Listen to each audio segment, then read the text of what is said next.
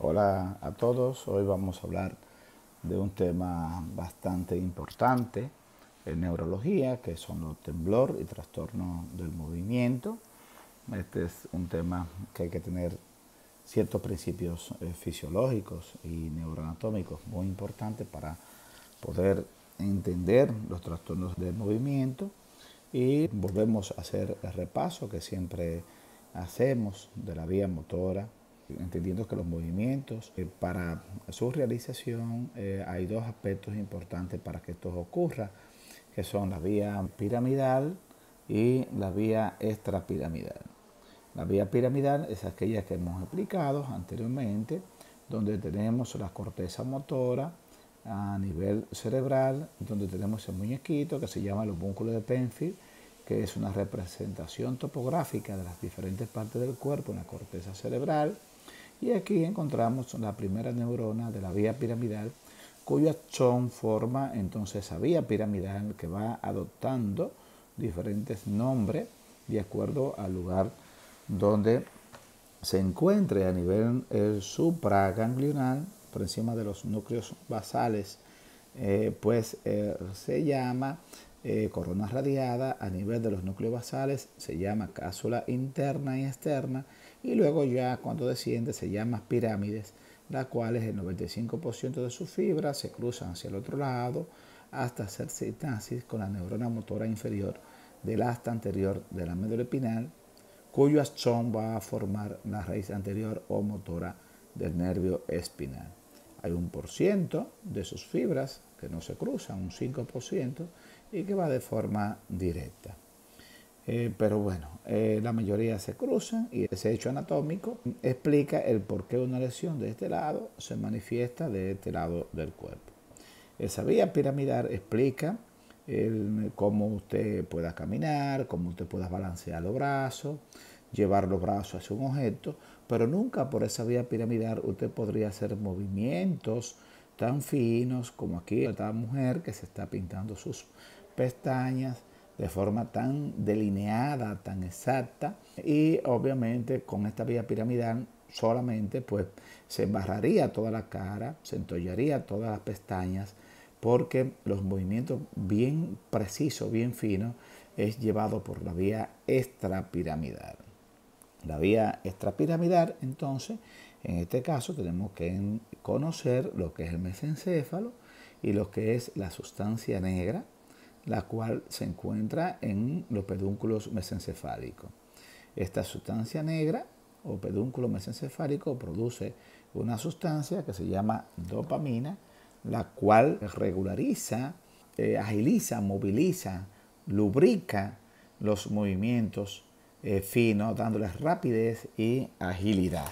Esta dopamina que se produce en la sustancia negra es llevada entonces hacia los núcleos basales. Aquí tenemos el núcleo lenticular, que está conformado por el putamen y el globo pálido, y desde aquí llega el núcleo caudado y desde aquí hacia la corteza cerebral para dar mayor lubricación, mayor agilidad a esos movimientos. Entonces la dopamina es que agiliza los movimientos, que sean rápidos, que sean ágiles. Pero obviamente, como todo en neuroanatomía, tiene que existir un agonista y un antagonista. La dopamina no puede funcionar de forma suelta sin algo que lo inhiba. Los inhibidores de la dopamina es la enzima monoaminosidasa B o IMAO B, la catecol-osimetiltransferasa y la acetilcolina. Esas tres enzimas o esas tres sustancias inhiben el efecto de la dopamina para que la regularice. Por lo tanto, la vía piramidal hace los movimientos groseros y fuertes. La vía extrapiramidal hace los movimientos ágiles y precisos. Ahora, en este movimiento no podemos olvidar al cerebelo, obviamente, ya como último, que le da tono muscular a todo el componente muscular, ayudando a la coordinación de estos movimientos. Bien, entonces vamos a ver algunos conceptos sobre los trastornos del movimiento. Como hemos dicho, constituye una patología muy frecuente la consulta, tanto de atención primaria como la consulta de neurología. Y en estos trastornos del movimiento podemos distinguir dos grandes síndromes: los síndromes hipocinéticos, o son aquellos caracterizados por una pobreza o lentitud de los movimientos, pero sin alteraciones de la sensibilidad ni de la fuerza muscular, simplemente que los movimientos están lentos. Aquí tenemos la enfermedad de Parkinson y el parkinsonismo secundario. Y por otro lado tenemos entonces todo lo contrario, los síndromes hipercinéticos, en aquellos en los que predomina un exceso de movimiento. Hay movimientos anormales, como los temblores, el tics, la corea, el balismo, atetosis, mioclonías, distonía y síndrome de la pierna inquieta. Vamos a ver cada uno de ellos y comenzamos con los síndromes hipocinéticos, o los síndromes en los que hay disminución de los movimientos. En esos síndromes hipocinéticos tenemos la enfermedad de Parkinson y el parkinsonismo. Hay que diferenciar entre uno y otro lo que es la enfermedad de Parkinson y el parkinsonismo. La enfermedad de Parkinson se trata de un proceso crónico, progresivo, provocado por la degeneración de la neurona en la sustancia negra. Es decir, la sustancia negra está dañada, no producen dopamina y se acumulan unos cuerpos de Lewy, que es una proteína, en esa sustancia negra que se ve en otros cuadros neurodegenerativos también acumulados, y que se desconoce obviamente cuál es el destino final de estos cuerpos de Lewy. Y todo esto conlleva a una disminución de los niveles de dopamina con alteraciones de los movimientos, con lentitud de los movimientos. Y tenemos por otro lado el parkinsonismo, que no es lo mismo que decir que enfermedad de Parkinson. Este cuadro tiene casi la misma sintomatología que la enfermedad, es decir, temblor, rigidez, movimientos lentos, solo que la causa está producida por medicamentos, por tóxicos, enfermedades de base, etcétera, que provocan la enfermedad. En la enfermedad de Parkinson, entonces vamos a enfocarnos en ella, vamos a hacer unos minutos de reflexión sobre la enfermedad de Parkinson y podemos decir que es el segundo trastorno neurodegenerativo más frecuente luego de la enfermedad de Alzheimer. Por lo tanto, hay que saber algo de la enfermedad de Parkinson. El 70% de los pacientes con Parkinson tienen más de 65 años, pero la edad media es los 55 años, lo cual supone una prevalencia de un 2%, mientras que un 15% no supera los 45 años. Por lo tanto, hay una gran población de pacientes en edad productiva todavía que pueden sufrir esta enfermedad incapacitante, que es la enfermedad de Parkinson. La incidencia en edades más tempranas ha aumentado por el diagnóstico precoz y hay una ligera prevalencia en los varones más que en las mujeres. Los síntomas guías son los que vemos aquí a continuación. Luego hay otros síntomas que se encuentran, pero que no son tan cardinales. Dentro de estos síntomas guía tenemos la bradicinesia, que es un enlentecimiento de los movimientos. El paciente no se levanta de una silla de forma ágil y eficaz, no camina rápido ni eficaz. Son pasitos cortos, lentos, con los brazos péndulos hacia adelante, caído, duro, y puede tener una acinesia, que es dificultad para el movimiento, o hipocinesia, que es una reducción de la amplitud de los movimientos. Esta reducción o amplitud de los movimientos, esta lentitud, aparece sobre todo en la cara, en la expresión de la cara y en los músculos axiales del tronco. El paciente también puede tener una rigidez.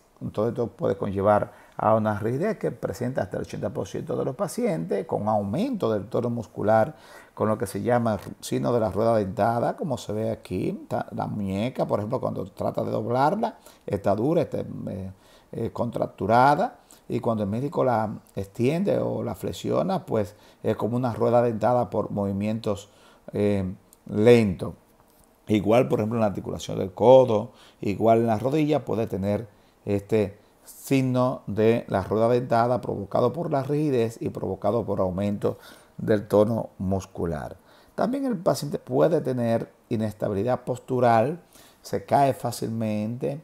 Esa inestabilidad postural puede ser tanto para la marcha propulsiva hacia adelante como hacia la marcha retropulsiva. El paciente cuando va caminando con enfermedad de Parkinson, paciente que va caminando lento, con pasito corto, si a alguien se le ocurre darle un pequeño empujón, pues este paciente no sabe detener la marcha y sigue caminando con pasitos cortos hasta que choca con la pared. Igual con la marcha retropulsiva, si lo empuja hacia atrás, él no sabe detenerse hasta que se cae definitivamente, pero no creo que a nadie se le ocurra hacer esta prueba clínica. Recordemos que estos son pasitos cortos y el paciente camina encorvado hacia adelante. Todo esto obviamente, como hay una lentitud de los movimientos, como el paciente está duro, lento, pesado para moverse, va a provocar temblor. El paciente al tratar de mover una extremidad o un brazo tiene temblor. Este temblor puede estar localizado en la mano, puede estar localizado en la cara y se conoce este temblor como signo de contar moneda porque el paciente sacude las manos de forma rápida y repetitiva.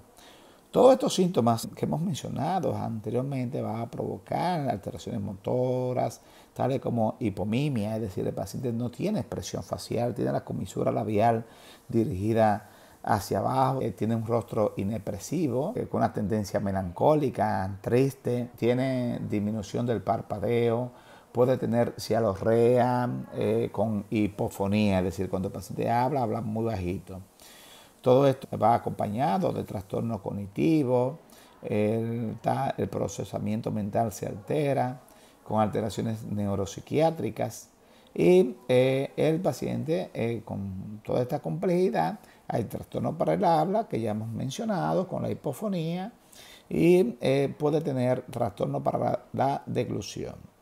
Cuando los familiares tratan de alimentarlo, este paciente la comida se le queda en la boca, se le sale por una de las comisuras labial, casi no quiere masticar y usualmente es un cuadro un poquito desesperante para los familiares y para el paciente. Puede todo esto acompañarse de trastornos autonómicos o neurovegetativos como son la cialorrea, que hemos ya hablado, como es el estreñimiento, como es la diaforesis, trastornos genitourinarios y hipotensión ortostática, que son debido a alteraciones del sistema nervioso neurovegetativo. En este video vemos un paciente con enfermedad de Parkinson, vemos cómo le tiembla la mano, su incapacidad para abrocharse la camisa, la asistencia de las demás personas para realizar su vida normal, los trastornos de la escritura con micrografía, letras pequeñas y rápidas, no puede hacer su vida normal, es un paciente que lo limita mucho su capacidad para sus actividades diarias, es un movimiento lento, un rostro inexpresivo, el trastorno para la marcha con rigidez, los brazos péndulos, fíjense cómo coloca las manos y le tiembla y hace lo que se llama también el signo de contar moneda.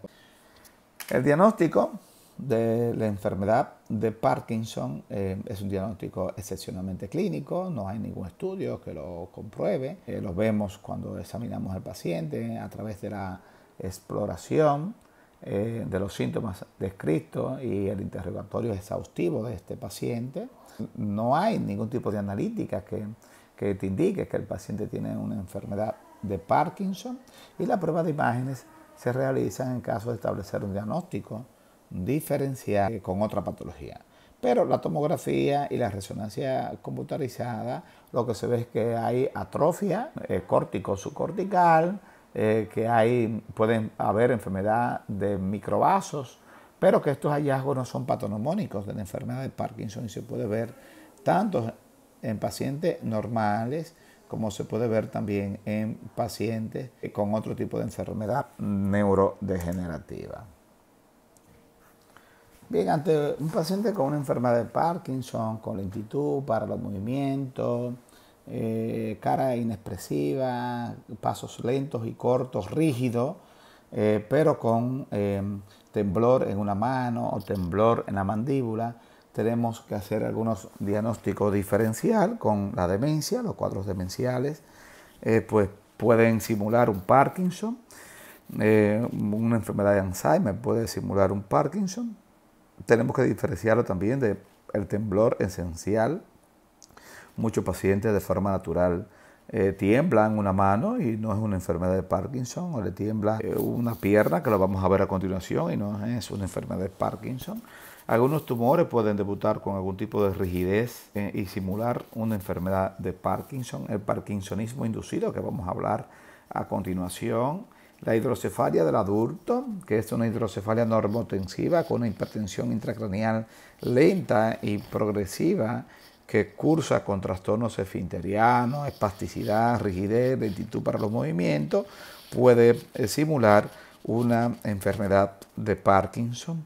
Sustancias tóxicas que pueden inducir al parkinsonismo, y los hematomas sudorales crónicos bilaterales que comprimen ambos hemisferios cerebrales, produce una lentitud de los movimientos y puede simular una enfermedad de Parkinson. Enfermedad de motoneurona como la esclerosis múltiple y la esclerosis lateral amiotrófica pueden simular una enfermedad de Parkinson. Bien, el tratamiento de este paciente con enfermedad de Parkinson es un tratamiento que va desde los fármacos, que es el gold estándar para estos pacientes, hasta tratamiento quirúrgico, que casi no se practica, pero que cada día está ocupando un mayor puesto en el tratamiento de la enfermedad de Parkinson. Pero el tratamiento también tiene que ser un tratamiento multidisciplinario, no farmacológico, en la cual se promueve el ejercicio físico, que puede ser el pilates, el tai chi, bailes de salón. En los países desarrollados tienen áreas donde estos pacientes con enfermedad de Parkinson se reúnen. La rehabilitación, las terapias ocupacionales, pues juega un papel muy importante en estos pacientes con enfermedad de Parkinson para evitar la anquilosis, para evitar las complicaciones de la falta de movimientos. Bien, pero también vamos a enfocarnos en el tratamiento farmacológico y luego haremos una reflexión de tratamiento quirúrgico. Bien, como sabemos, la base fisiopatológica de la enfermedad de Parkinson es que la degeneración de la sustancia negra en el mesencéfalo produce una disminución de la dopamina. Entonces, el tratamiento sería administrar dopamina a este paciente. Pero, sin embargo, tenemos que la dopamina que administramos a este paciente por vía endovenosa, cuando llega al cerebro, la barrera hematoencefálica no la deja cruzar, y por lo tanto la dopamina externa que podemos sintetizar en un laboratorio es impermeable por medio de la barrera hematoencefálica, no la deja pasar y por lo tanto no actúa. Ahora, ¿qué es lo que sí puede atravesar la barrera hematoencefálica? Es un medicamento que se llama L-Dopa o levodopa, la cual cuando llega al cerebro, porque atraviesa la barrera hematoencefálica a través de una enzima que se llama la dopa de carboxilasa, se convierte en dopamina y produce tal efecto positivo de la dopamina en el cerebro. Ahora, ¿qué sucede? Que también la L-Dopa a nivel del cuerpo, del tejido corporal, es sintetizada por la dopa de carboxilasa, que la convierte en catecolamina, es decir, en adrenalina y noradrenalina, y por lo tanto provoca arritmias cardíacas, y por lo tanto la L-Dopa solo no se debe de administrar, porque si bien es cierto que hace un efecto positivo a nivel del cerebro, es bien cierto que hace un efecto negativo a nivel cardíaco. Entonces, ¿con qué se debe de administrar la L-Dopa? Debe de administrarse con un medicamento que se llama carbidopa, la cual bloquea a nivel periférico el efecto de la dopa de carboxilasa para que no se convierta la L-Dopa en catecolamina. Ahora, la carbidopa tiene una particularidad muy importante, y es que no atraviesa la barrera hematoencefálica, por lo tanto no actúa a nivel de la dopa de carboxilasa a nivel cerebral, sino solamente a nivel del tejido corporal. Por lo tanto, la L-Dopa en las presentaciones que vienen de los diferentes laboratorios siempre viene combinada con la carbidopa, ambos medicamentos juntos. Es el tratamiento de lesión, hay varios nombres comerciales que se utilizan en la industria farmacéutica, combinando estos dos medicamentos que son los más usados. Pero hay otros medicamentos, como son los agonistas dopaminérgicos. Estos medicamentos son utilizados en estadio temprano con monoterapia o asociados a la levodopa y actúan también sobre los síntomas no motores. Y estos medicamentos, los agonistas dopaminérgicos, lo que hacen es que potencializa el efecto de la poca dopamina que existe a nivel encefálico. Tienen como efecto secundario que producen náusea, hipotensión, somnolencia, y los más usados son, aunque están de último aquí, son la bromocriptina y la carbegolina, aunque se pueden utilizar estos otros, pero estos dos son los más usados. También como agonistas dopaminérgicos tenemos también la amantadina, que realmente es un antiviral, pero tiene un efecto dopaminérgico y ayuda a que la poca dopamina que exista dentro del cerebro tenga mayor efectividad.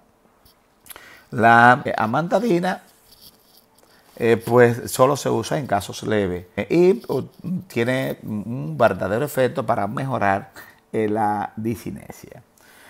Bien, como hemos mencionado al principio, hay una lucha de contrario entre la dopamina y las enzimas que degradan la dopamina, pues entonces en la farmacoterapéutica de estos pacientes de la enfermedad de Parkinson podemos usar medicamentos que inhiban la monoaminosidasa B o la IMAO B, como la rasagilina y la selegilina. Estos medicamentos pues son utilizados en estadios iniciales, se cuestiona su uso cuando se tiene que utilizar junto con la L-Dopa y parece tener un efecto neuroprotector mayor, y podría también valorarse que estos medicamentos retrasan el desarrollo de la enfermedad. Como síntomas secundarios tenemos que estos medicamentos son muy hepatotóxicos y por lo tanto no tienen mucha popularidad. Otros medicamentos que también actúan sobre la degradación de la dopamina, para evitar la degradación de la dopamina, son los inhibidores de la catecol o cimetiltransferasa, como el entacapone y el tolcapone. Obviamente, como hemos hablado, esta enzima, la catecol o cimetiltransferasa, degrada la dopamina. Esto reduce el metabolismo de la L-Dopa, también como un efecto muy bueno, por lo tanto aumenta la vida media de la L-Dopa y se puede usar en combinación con la misma. Y por último tenemos los anticolinérgicos, que no son muy utilizados, pero tenemos que mencionarlo como medicamentos antiparkinsonianos. Bien, en cuanto al tratamiento quirúrgico, ahí tenemos dos técnicas quirúrgicas utilizadas para el Parkinson, que son la estimulación cerebral profunda y la palidotomía.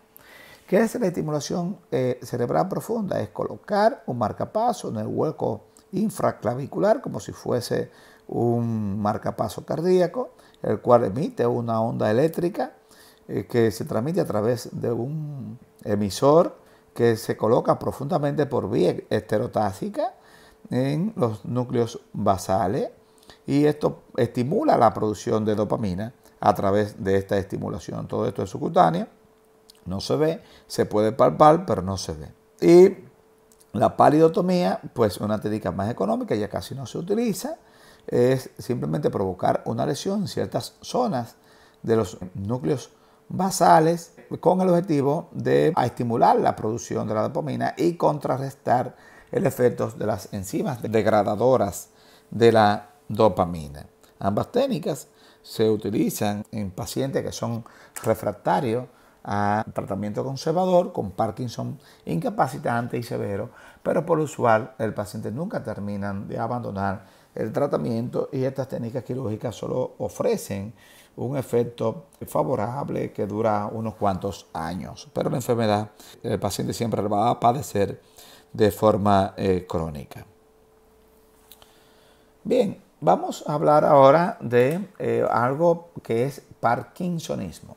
No es lo mismo hablar de Parkinson y hablar de parkinsonismo. Ya como hemos mencionado, son los mismos signos y síntomas de la enfermedad de Parkinson, pero que no son causados por una degeneración idiopática no conocida de la sustancia negra. Esto es, el parkinsonismo es inducido por otras circunstancias. Puede ser un parkinsonismo inducido por alguna enfermedad, como son las enfermedades de los cuerpos de Lewy, las enfermedades neurodegenerativas, las encefalitis e infecciones, infección por HIV, encefalitis de cualquier naturaleza, puede producir un parkinsonismo.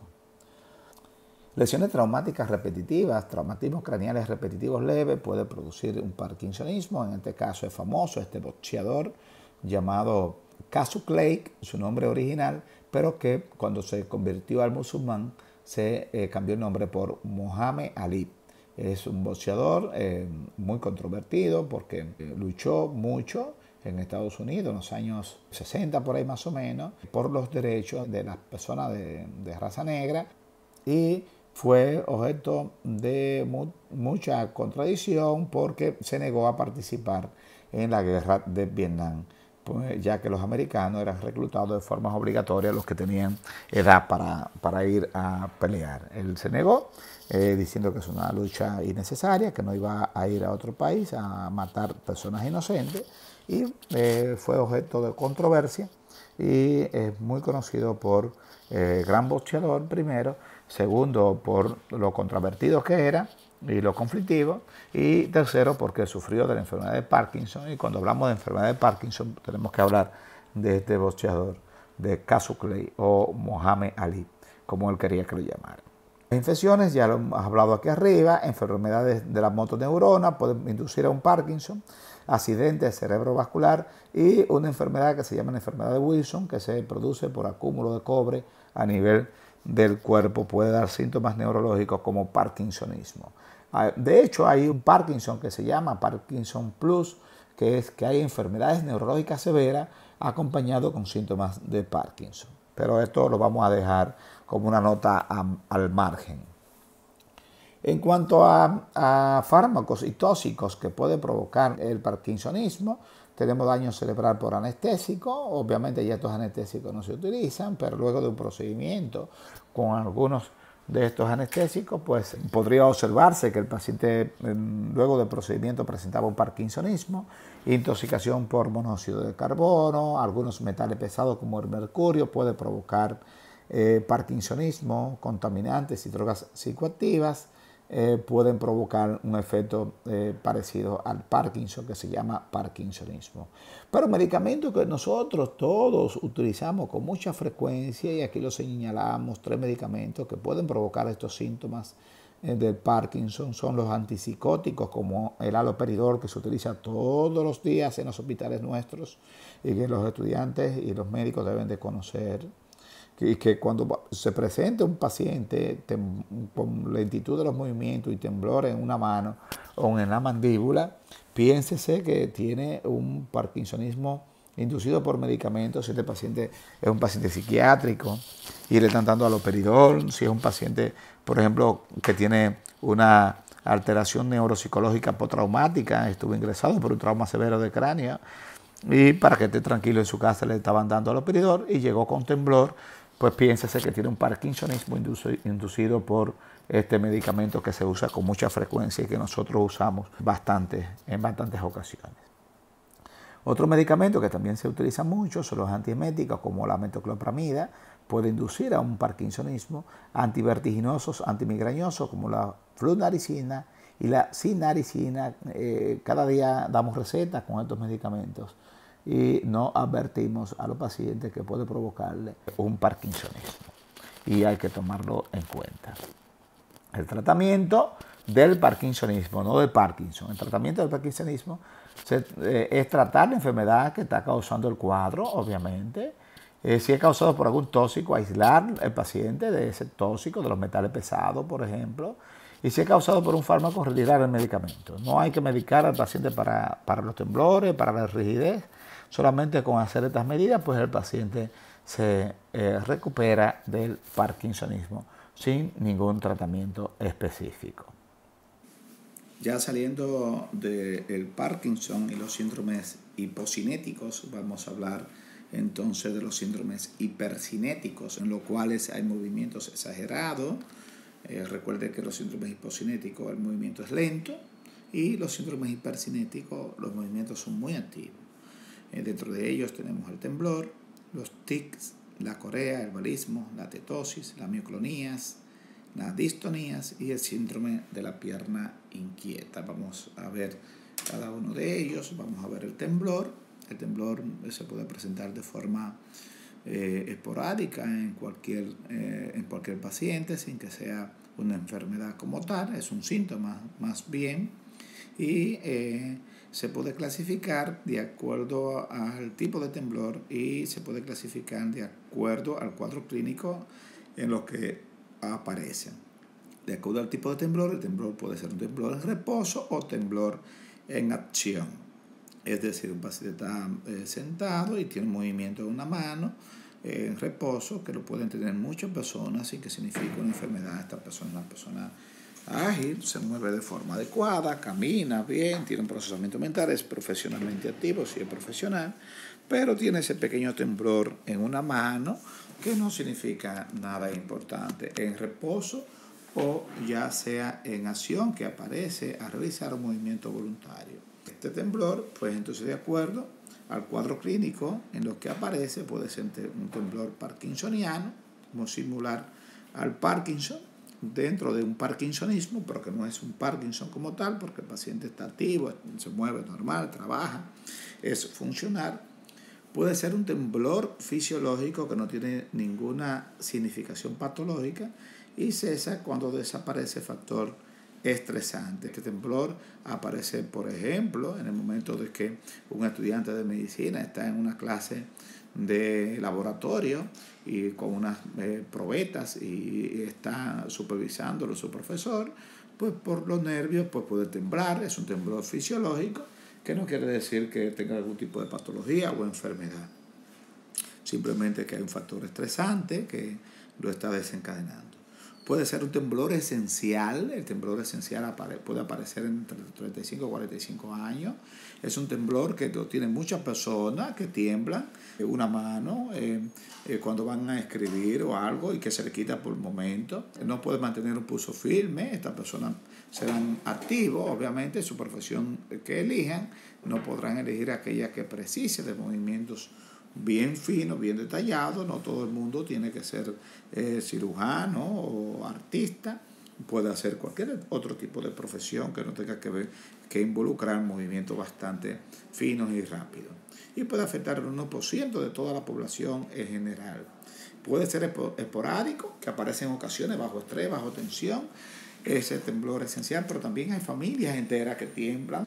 Los padres tienen temblor en una mano y los hijos obviamente heredan ese temblor del padre. El tratamiento, si el temblor no es incapacitante, se prefiere no tratar, es mejor dejarlo así, sin ningún tipo de tratamiento.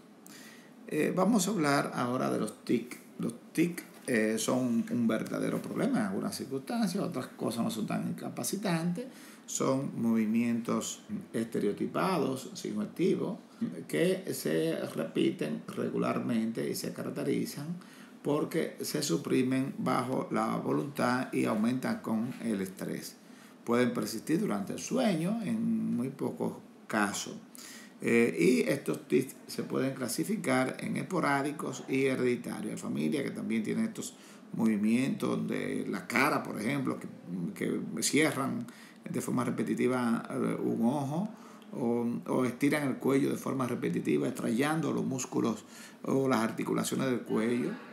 Estos tics se pueden clasificar en esporádicos o hereditarios y también pueden ser secundarios también por algún tipo de patología, aunque no los menos frecuentes. Cuando hablamos de TIC, tenemos que hablar de este síndrome, del síndrome de Guillain de la Tourette. Es un síndrome muy malo, obviamente, para quienes lo padecen, porque es un síndrome incapacitante. Es el mayor representante de los TIC y esa es la forma más grave de los TIC múltiples. Tiene una herencia autosómica dominante, en algunos casos se asocia al cromosoma 18, que es el cromosoma que está asociado a esta enfermedad. Son múltiples dimotores y puede haber TIC fónicos. Los TIC ocurren muchas veces durante el día y durante casi todo el día a lo largo de más de un año, mejorando en ocasiones, empeorando por un tiempo. El tipo y gravedad y complejidad de estos TIC cambia con el tiempo y por lo general afecta a la población joven, comenzando a los 21 años de edad. Los movimientos involuntarios se pueden acompañar de ruidos vocales como ecolalia, repeticiones de lo que dicen, o coprolalia. El paciente tiene tendencia a decir muchas maldiciones porque se siente incompetente para hacer una vida normal por estos movimientos esporádicos de cuello y de la cara. Puede haber trastornos obsesivos compulsivos porque quiere perfeccionarse pero no puede luchar contra la enfermedad. Y puede haber trastornos por déficit de atención. Estos pacientes pues, nos rinden académicamente porque los TIC lo tienen tan incapacitados que son muchas veces objeto de burla en el medio social que se puede desenvolver. En este video vemos un ejemplo del síndrome de Guillain de la Tourette. Un paciente joven, está hablando normal, tiene un coeficiente intelectual normal, pero fíjense el tic nervioso que tiene, incapacitante prácticamente, que lo hace imposible que realice una vida normal, un trabajo normal. Es una enfermedad bastante incapacitante, que tiene características muy peculiares y muy pintorescas. Se utilizan fármacos para este síndrome, para el síndrome de Guillain de la Tourette o para algún otro tic nervioso. Los fármacos más útiles son los neurolépticos y la clonidina y otros antidopaminérgicos se pueden utilizar en estos pacientes. La corea viene de un término griego que significa baile y hace referencia a movimientos arrítmicos, rápidos, irregulares, incoordinados. No hay un patrón determinado para este movimiento. Es como un baile desorganizado, como un baile de una gente que está borracha y que puede afectar cualquier parte del cuerpo. Las causas de la corea son muy numerosas, son muy poco frecuentes y puede afectar cualquier parte del cuerpo.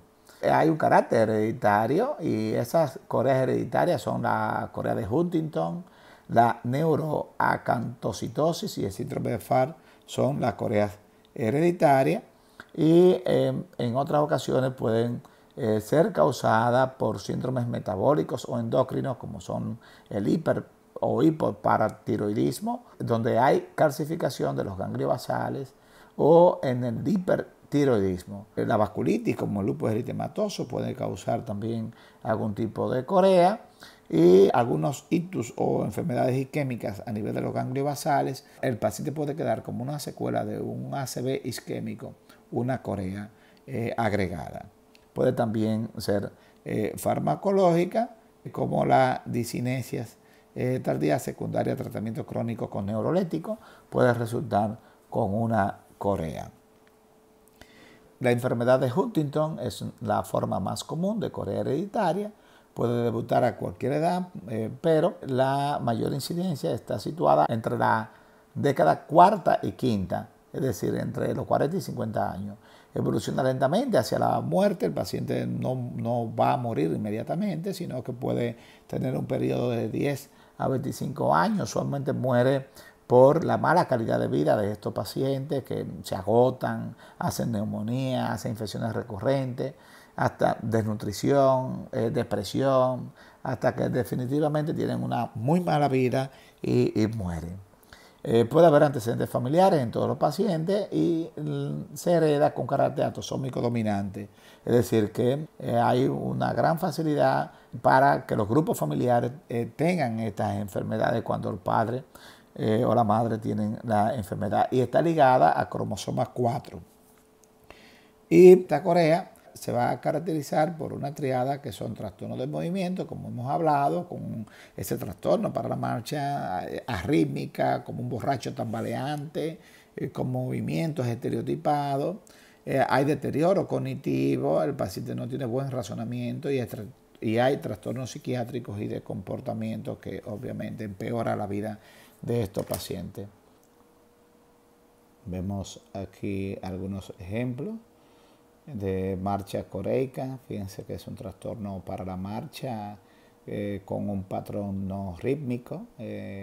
Parece como la marcha atásica o cerebelosa, pero no obedece ningún tipo de patrón. Es totalmente arrítmico.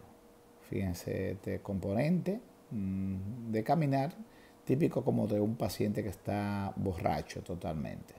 El diagnóstico de estos pacientes es con la historia clínica fundamentalmente, a través de una exploración detallada de los antecedentes familiares, de que hay otros miembros de la familia que padecen esta enfermedad. Usualmente los neurólogos que estudian estas enfermedades estudian a toda la familia, es médico de toda la familia, y cuando se hace estudio de fenotipo, pues puede encontrarse que hay un número excesivo de triplete CAG con más de 40 repeticiones en el cromosoma 4, que es el diagnóstico obviamente definitivo de la corea de Huntington. Lo que se diagnostica entonces la enfermedad por esta vía. La tomografía área computarizada no es patognomónica de la corea, suele estar normal, la atrofia cortico-subcortical, enfermedades de microvasos pueden existir, pero que no son patognomónicos de la corea. No existe tratamiento patogénico, por lo que fundamentalmente el tratamiento es sintomático, tratar de evitar estos movimientos y estos automatismos involuntarios para que el paciente tenga mejor calidad de vida. Bien, ahora vamos a hablar del balismo. El balismo es otro tipo de trastorno del movimiento. El término balismo deriva del griego balliste, que significa arrojar. Es como que está arrojando algo, algún instrumento. Es un movimiento involuntario, brusco, de gran amplitud, que afecta principalmente la raíz de los miembros y de la musculatura axial, es decir, del tronco. Generalmente aparece de forma brusca, pero puede alargarse durante los días o la semana y desaparecer por momentos. Suele remitir durante el sueño, es decir, cuando el paciente ya está durmiendo, no se mueve así, solamente aparece cuando el paciente está despierto. Y los movimientos son tan violentos que puede agotar las extremidades, provocando lesiones articulares en la rodilla, en el hombro. En algunos casos, obviamente, pueden llegar a la muerte por agotamiento. Lo más frecuente es que afecte a un hemicuerpo llamado hemibalismo, pero también puede afectar una sola extremidad. En este caso se llama monobalismo.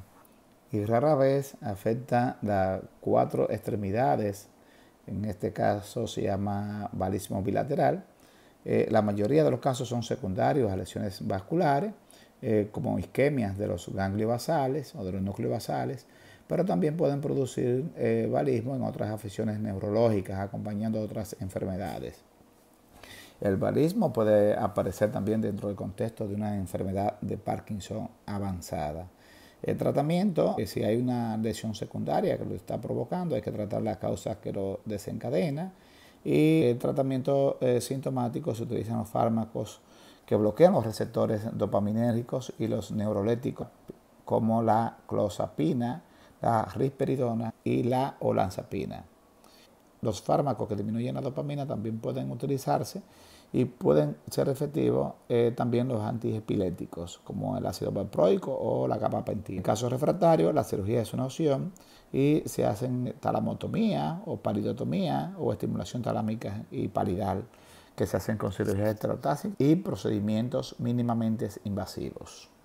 La atetosis es otro tipo de alteración del movimiento hipercinético, donde el movimiento es exagerado. Viene del griego ateto, que significa sin norma fija, porque no hay un patrón determinado, y es un síntoma que se da en el 25% de los casos de la parálisis cerebral infantil.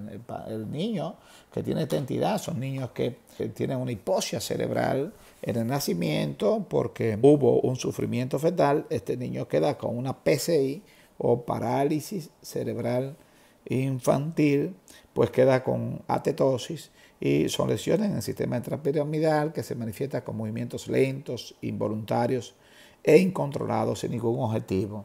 Y al tener los músculos de la boca afectados, los pacientes atetóticos presentan trastorno también del lenguaje.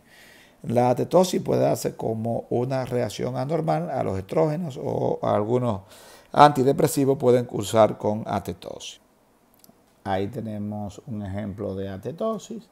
Recuerden que se ve en el contexto de una parálisis cerebral infantil. Esto es con ya este paciente que es adulto, lo más probable que ya tiene esta enfermedad desde que es niño y que ha sufrido este padecimiento desde su infancia. Tiene una atetosis de un hemicuerpo nada más, con estos movimientos con contracción muscular. Las mioclonías son movimientos involuntarios, súbitos y de escasa duración, muy repetitivos, causados por contracción muscular activa. Son incapacitantes muchas veces y según su origen pueden clasificarse en corticales, subcorticales, espinales o periféricas. Por su distribución se clasifican en focales, que implica un solo grupo muscular discreto, una mano, un pie, segmentarias, que afectan ambas piernas hacia abajo, y generalizados, que afectan al cuerpo entero, que muchas veces de causa progresiva y asociada también a la epilepsia. De hecho, un paciente con una crisis mioclónica puede ser una mioclonía per se sin que sea epiléptico y muchas veces combinado. Por la forma de presentación puede ser también espontáneas, ideación o reflejas. El tratamiento es sintomático, lamentablemente no es un tratamiento efectivo para este tipo de patologías, resultando muy efectivo el clonazepam, el valproato, el piracetam, la pirimidona y el 5-hidroxitriptófano.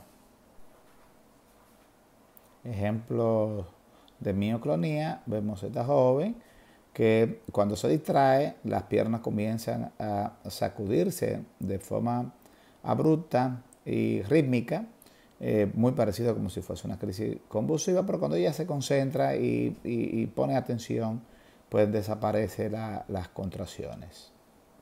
Bien, la distonía es otra enfermedad terrible, fatal, donde el paciente tiene muy mala calidad de vida. Son pacientes que no pueden hacer una vida normal, son movimientos involuntarios sostenidos, espantosos obviamente, que producen desviación y distorsión de un área corporal. El paciente adopta una posición antianatómica, diríamos.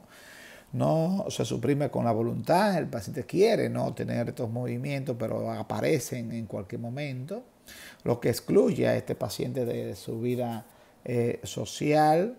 Puede desencadenarse por movimientos o acciones específicas. Él sabe muchas veces cuándo ocurre y cuándo no ocurre. Generalmente, cuando el paciente está durmiendo, por suerte cesan. Y con frecuencia coexiste con temblor, básicamente de tipo esencial. Hay también un temblor distónico que aparece cuando el paciente intenta mover un segmento corporal en dirección opuesta a la fuerza de la distonía. El tratamiento, igual, tratamiento sintomático, se utiliza la benzodiazepina, el diazepam, clonazepam, lorazepam. Relajantes musculares como el baclofeno pueden ser utilizados para estos casos. Incluso se utilizan en estimulación cerebral profunda para este tipo de casos, que ha mostrado efectos muy favorables. La distonía son cuadros bastante aparatosos. En internet encontré este caso, bastante característico, donde el paciente hace estas crisis distónicas con esos espasmos de forma abrupta, y luego que tiene estos periodos de crisis, pues vuelve a su estado normal y hablar de forma normal, y estas crisis se pueden repetir. Usualmente estos son casos muy severos que merman la calidad de vida de este paciente. El último de los trastornos del movimiento tenemos el síndrome de las piernas inquietas o de la pierna inquieta, porque puede ser una o ambas piernas la que presente este tipo de movimiento. O lo que ocurre usualmente es que el paciente siente un área de disestesia en la pierna y de forma inconsciente, hablando, sentado, conversando con las demás personas, comienza a hacer movimientos, sacudidas de la pierna repetitivas, y aparece preferentemente en reposo, y el intento de mover esta pierna es con el intento de aliviar esta disestesia.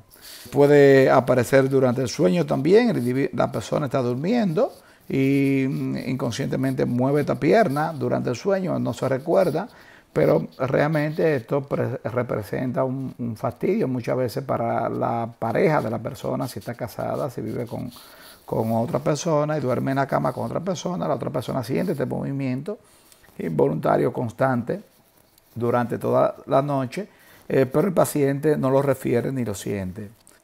La etiología más frecuente es idiopática, no hay una causa que lo provoque. Debe descartarse también polineuropatía sensitiva, como la uremia, la neuropatía diabética, que hay áreas de disestesia muy común en los pacientes diabéticos presentando neuropatía diabética, ya que esta enfermedad produce una pérdida de la mielina en los nervios periféricos, creando áreas de disestesia, y el paciente entonces comienza a mover inconscientemente la pierna para aliviar el dolor. Anemia ferropénica también puede causar esa área de disestesia, y otras patologías u otras neuropatías, por ejemplo las neuropatías alcohólicas, pueden producirlo. El tratamiento del síndrome de la pierna inquieta se trata de formas idiopáticas, es decir, depende de la base que produzca la enfermedad, y se basa sobre todo en agonistas dopaminérgicos como la L-Dopa, también puede ser utilizada, así como ciertas benzodiazepinas y algunos opiáceos para aliviar esta enfermedad. En el síndrome de la pierna inquieta vemos un paciente normal, con un nivel de coeficiente intelectual normal, pero con estos movimientos en la pierna, que puede ser unilateral en una sola pierna, pero pueden ser bilaterales en ambas piernas, y puede ocurrir tanto con el paciente despierto o durante el sueño. Bien, hasta aquí hemos hecho un resumen de todos los síndromes y trastornos no del movimiento. Recuerde que en forma resumida pueden ser síndromes hipocinéticos con falta de movimiento y síndromes hipercinéticos con aumento del movimiento, y que el síndrome hipocinético es usualmente debido a una deficiencia de la dopamina por degeneración de la sustancia negra a nivel del mesencéfalo. Y el tratamiento para estos síndromes hipocinéticos es aumentar la producción de la dopamina a nivel encefálico, ya sea administrando medicamentos que promuevan esta producción de dopamina, o ya sea administrando medicamentos que actúen sobre las enzimas que degradan la dopamina. Por otro lado, los síndromes hipercinéticos con aumento del movimiento, pues son situaciones muy incómodas para el paciente, que merma su calidad de vida, y aunque no se presentan con mucha frecuencia, pues son importantes para tomarlo en cuenta en la práctica neurológica.